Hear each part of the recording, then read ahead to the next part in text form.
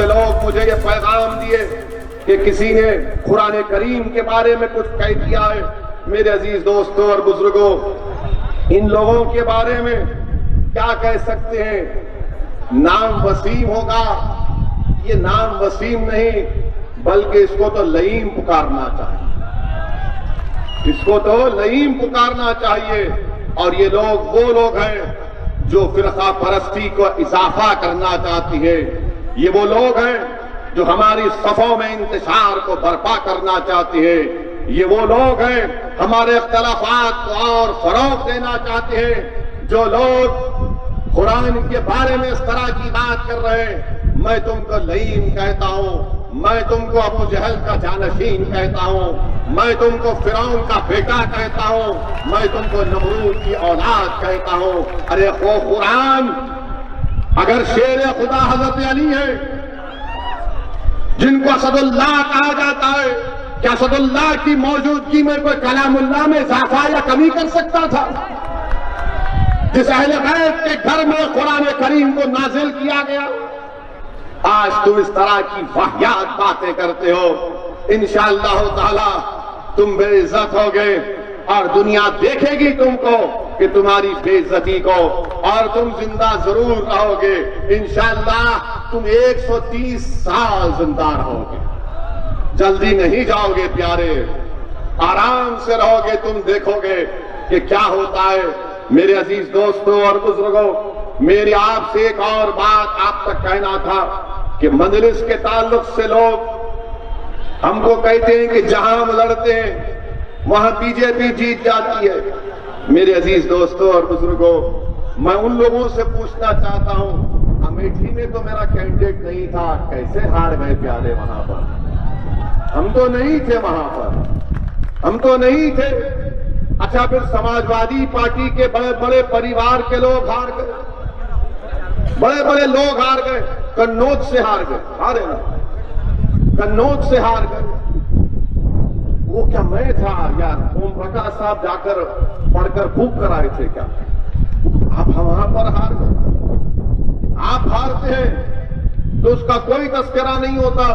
अब हम जब आगे बढ़कर गरीब मजलूम अवाम के इंसाफ के लिए लड़ते हैं तो इनको पेट में दर्द शुरू हो जाता है, इनको सर में दर्द शुरू हो जाता है। जरूर आपके सर में दर्द होना चाहिए, आपको तकलीफ होना चाहिए। अभी भी वक्त है हमारी इन बातों का जिसका जिक्र ओम प्रकाश राजभर साहब ने किया। संजीदगी से गौर करिए, उस पर सोचिए, वरना नुकसान हमारा कुछ भी नहीं है। हमारे पास ना कोई महल है, ना हमारे पास कोई चीज है। अगर फिर तुम चले गए गुमनामी की वादियों में तो याद रखो, जो तुम्हारा महल तुम्हारे पास है वो इंशाअल्लाह कहीं वीरान ना बन जाए। वरना दुनिया देख कर कहेगी कि हाँ, ये खंडेर बता रहा है कि इमारत किसी जमाने में शानदार थी। अब इनको सोचना है कि क्या इक़दाम करना है। हम और राजभर साहब बिहार में मिलकर इलेक्शन लड़े थे। हम वहां पर भी अपने पार्टी को मजलिस और राजभर साहब साथ थे। बिहार में मजलिस के 5 एमएलए जीत कर गए और जीत कर सीमांचल के इलाके से गए। जिस तरह आपके उतरोला, जिस तरह आपका ये जिला पसमानदा है एतबार से, उसी तरह सीमांचल का इलाका पसमानदा है, बैकवर्ड है। मगर हमारे 5 एमएलए जब बिहार की विधानसभा में जीत कर गए तो वहां पर जाकर उन्होंने गूंगों की तरह बैठकर, खामोश बैठकर, जैसा कोई मुशायरे में बैठकर शायर को सुनता है, हमने वो काम नहीं किया। बिहार के विधानसभा के दरो दीवार को मजलिस इत्तेहादुल मुस्लिमीन के अरकान असेंबली ने हिलाकर रख दिया। जिस तरह ओम प्रकाश राजभर साहब ने उत्तर प्रदेश की विधानसभा को खड़े होकर बेखौफ होकर आवाम के मसाइल को बयान करते हैं, उसी तरह मजलिस के एमएलए बिहार की विधानसभा में हर मसले को उठाते हैं। इतना उठाया कि बिहार के चीफ मिनिस्टर नीतीश कुमार ने चिढ़ गए, गुस्सा आया और कहा कि मैं देख लूंगा।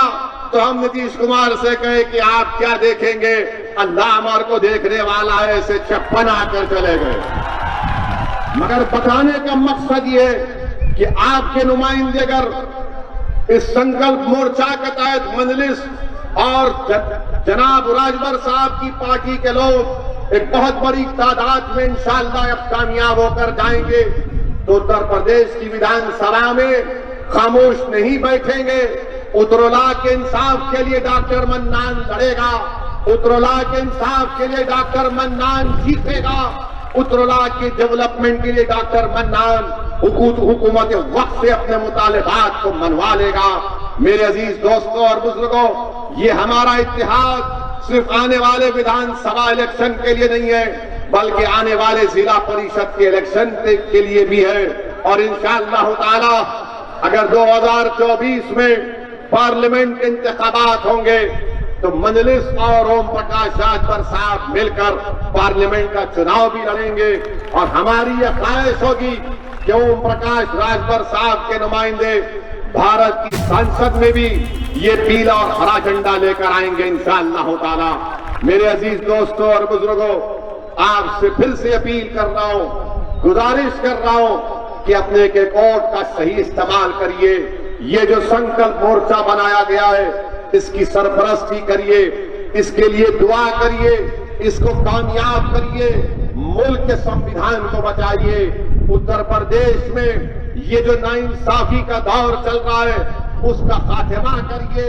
उत्तर प्रदेश के चीफ मिनिस्टर को बड़ा गुरूर है कि क़यामत कभी नहीं आएगी।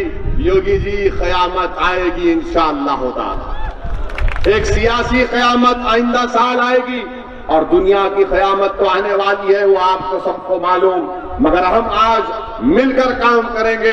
मैं मानता हूं ये काम आसान नहीं है, ये काम बड़ी मुश्किल का काम है, मगर वो इंसानी का इंसान जो मुश्किल काम ना करे। और हमको ये मुश्किल काम करना है। और मुझे यकीन है कि आपकी दुआओं की वजह से इंशाअल्लाह ताला, आपके साथ की वजह से, शौकत साहब की क़यादत में जो उत्तर प्रदेश में मेरे तमाम मजलिस रुफ़ा काम कर रहे हैं, उनको आप कामयाब और कामरान करेंगे। गुजरात मजलिस गई और गुजरात में मजलिस ने अहमदाबाद में बल्दिया के इंतखाबात में हिस्सा लिया। वहां पर अहमदाबाद में मजलिस के 7 अरकान बल्दिया कामयाब हुए। गोधरा में 7 जीते। मोडासा में मजलिस सबसे बड़ी अपोजिशन पार्टी मोडासा में बनी। कांग्रेस को हमारे से मजलिस से कम सीटें मिली। मेरे अजीज दोस्तों और बुजुर्गों, मेरे गयूर नौजवानों, मैं तुमसे कह रहा हूं, नौजवानों, मैं तुमसे मुखातिब होकर कह रहा हूं कि आने वाला कल तुम्हारा है, आने वाला मुस्तकबिल नौजवानों तुम्हारा है। नौजवानों, अगर तुम नहीं चाहते कि जिस तरह तुम्हारे बाप दादा तकालीफ के दौर से गुजरे, जिस तरह नाइंसाफी तुम्हारे वालिद और तुम्हारे दादा से हुई, नौजवानों, मैं तुमसे मुखातिब होकर कह रहा हूं, ये लड़ाई तुम्हारे लिए है, ये लड़ाई तुम्हारे रोशन मुस्तकबिल के लिए। अगर आज तुम इस संकल्प मोर्चे का साथ नहीं दोगे तो कल अगर तुम्हारा दिन खराब होगा, तुम्हारा मुस्तकबिल खराब होगा, तो इसकी जिम्मेदारी तुम पर